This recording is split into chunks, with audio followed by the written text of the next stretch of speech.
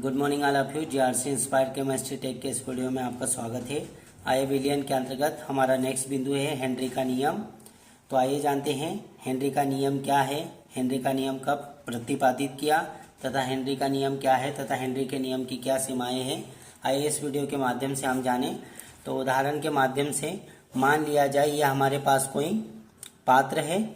इस पात्र में मान लिया जाए हमारे पास 100 ml कोई सॉल्यूशन है। यहाँ पर 100 ml अर्थात निश्चित आयतन रख दिया हमने और तापमान भी हम समझने के आधार पर रख दिए, जैसे 20 डिग्री सेल्सियस मान लिया जाए। तापमान 20 डिग्री सेल्सियस, तापमान स्थिर है और आयतन भी निश्चित है। अब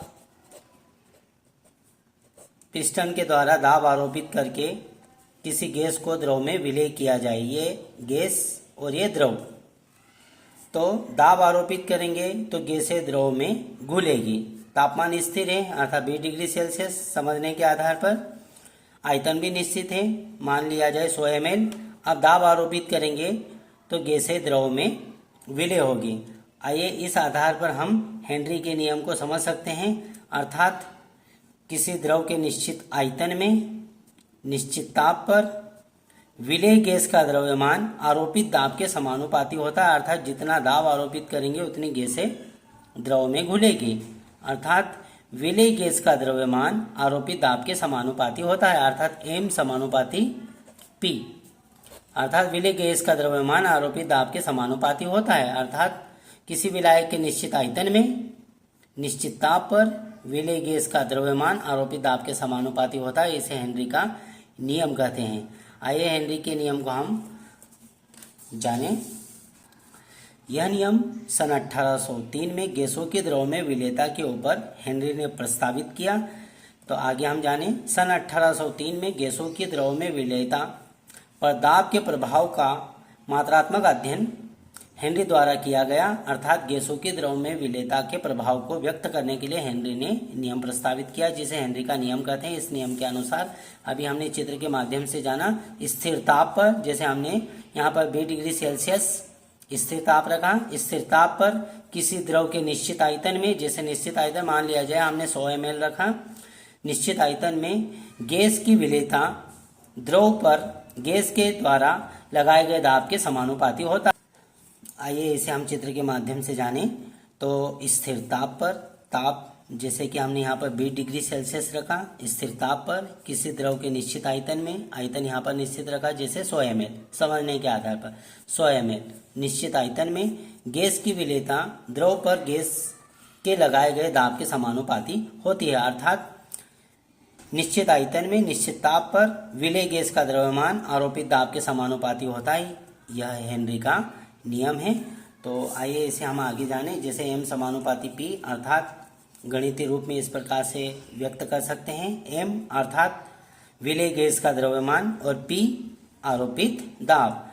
तो हेनरी के नियमानुसार M समानुपाती P स्थिर ताप पर, ताप को स्थिर रखना पड़ेगा। तो स्थिर ताप पर किसी विलायक के निश्चित आयतन में विलय गैस का द्रव्यमान आरोपित दाब के समानुपाती होता है। इसे हेनरी का नियम कहते हैं। तो आगे इसे गणितीय रूप में इस प्रकार से जान सकते हैं। समानुपाती के चिन्ह को हटाया, यहाँ पर के H स्थिरांक रख दिया, जिसे हेनरी के स्थिरांक कहते हैं। तो लिख सकते हैं M = KHP, जहाँ M विलायक के इकाई आयतन में घुलित गैस का द्रव्यमान है, P साम्य अवस्था पर विलायक के ऊपर गैस का दाब है तथा KH एक स्थिरांक है जिसे हेनरी स्थिरांक कहते हैं। इसका मान गैस एवं विलायक की प्रकृति तथा ताप पर निर्भर करता है। पुनः जाने, KH एक स्थिरांक है जिसे हेनरी स्थिरांक कहते हैं। इसका मान गैस एवं विलायक की प्रकृति एवं ताप पर निर्भर करता है। आइए अब हम हेनरी के नियम की सीमाएं क्या है इस पर चर्चा कर लेते हैं। इस प्रकार से हेनरी के नियम की सीमाएं इस प्रकार से, हेनरी का नियम तभी लागू होगा जब विलयन तनु हो। अर्थात पहला बिंदु इस प्रकार से, यह नियम तनु विलयनों पर लागू होता है, अर्थात सांद्र विलयनों पर यह नियम लागू नहीं होता है। यह नियम तनु विलयनों पर लागू होता है यदि गैस द्रव में अत्यधिक विलय है तो इस नियम का पूर्ण पालन नहीं होता। अर्थात गैसें पहले से ही द्रव में अत्यधिक विलय है तो इस नियम का पूर्ण पालन नहीं होता। दूसरा नियम इस प्रकार से, दाब निम्न और ताप उच्च होना चाहिए, अर्थात गैस को आदर्श गैस के समान व्यवहार करना चाहिए। नेक्स्ट बिंदु हमारा इस प्रकार से, गैस को विलायक के साथ में कोई यौगिक नहीं बनाना चाहिए, अर्थात गैस विलायक के साथ मिलकर कोई यौगिक नहीं बनाना चाहिए, तभी यह नियम लागू होगा।